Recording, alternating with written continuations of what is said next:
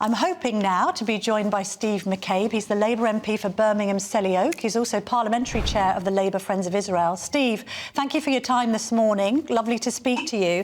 Let's talk about what Labour might do with the economy. I appreciate you're not in power. You're probably going to tell me we haven't written our manifesto yet. But at the same time, do you, in principle, agree with what was announced in the autumn statement, Steve?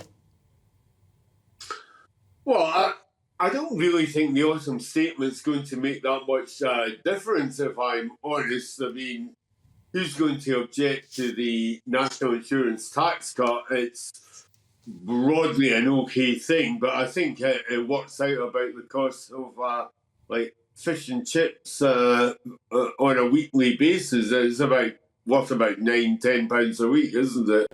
Okay. I think the extension of the capital investment arrangements are good for businesses, but actually I was just out over the weekend talking to some small businesses. They didn't know anything about it. Therefore, do you think that when the time comes for Labour to set out more of its economic plan to the public, obviously hoping to be elected whenever the election is next year, that they're going to have to present a tax-cutting programme that goes beyond the autumn statement? Because we've just been hearing from Mark Littlewood here from the IEA talking about the economic legacy that Labour may inherit, and there's going to be enormous pressure on Chancellor Rachel Reeves, if the time comes for her to be appointed to that role, to actually either cut spending or put taxes up in order to balance the books. Yeah, I agreed with a lot of what Mark said, actually, but I think the difference is about whether or not you have fair taxation. We think there are obvious targets where there could be fairer tax. Big companies, online sales transactions that avoid paying tax in this country, non-doms, which, the Prime Minister may have a special reason for not wanting to tax, I don't know. We think that it's not so much about who's paying tax, because everyone knows that we're paying far too much tax. I think it's the largest for over 70 years, but it's about who is paying it. Yes. Do you regard somebody earning £50,270 a year as wealthy?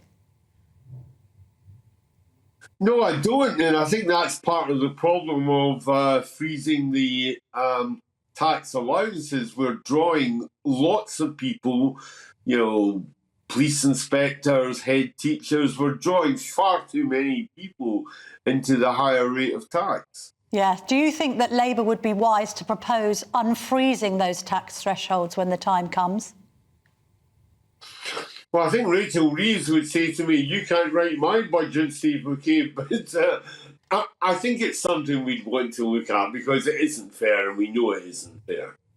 Can I ask you about how it's been over the last 4 to 5 weeks chairing the Labour Friends of Israel group? I mean, obviously, we've seen a lot of infighting within the Labour Party, some demands for a ceasefire on one side, Keir Starmer holding the line on resisting that, talking about humanitarian pauses, which, to be fair, we've seen the results of this weekend. But is it difficult to keep the Labour Party together on this really important issue, Steve? Well, I mean, as you say, we have seen some benefits in the last couple of days, and I think we're all praying that will lead to something better, and that's certainly the strategy we've been supporting. I think it is difficult for Labour MPs who live in areas where there are large Muslim numbers of constituents. But, I mean, we've all had a difficult time. I had about 300 people blocking my advice centre last Saturday and stopping my constituents coming to see me. And we really have to look at these protests. They're a very funny coalition of people. And I think a lot of them, I'm not saying all of them, but I think a lot of them are people who are more interested in finding a reason to protest and really caring about what's happening to the Palestinian people in Gaza. Although you've got a lot of Labour colleagues who have been marching with them and they're seemingly on their side. This idea of free Palestine, they seem to be saying free Palestine from Israel and not Hamas. Well, exactly. Look, there can only be. I want to see a free Palestine as well. It's a Labour Friends of Israel objective. I want a two-state solution. I want to see both the Israeli people living in safety and security and the Palestinian people in a free state living in safety and security. But you can't do that when part of the potential Palestinian state is being dominated by a terrorist organisation. It's absurd. I mean, that scene outside your office, Steve, must have been pretty intimidatory. Is it acceptable, frankly, for pro-Palestinian or any marchers to be marching outside MPs' offices? I know Wes Streeting also got a load of stick. I mean, this puts people off entering public life, doesn't it?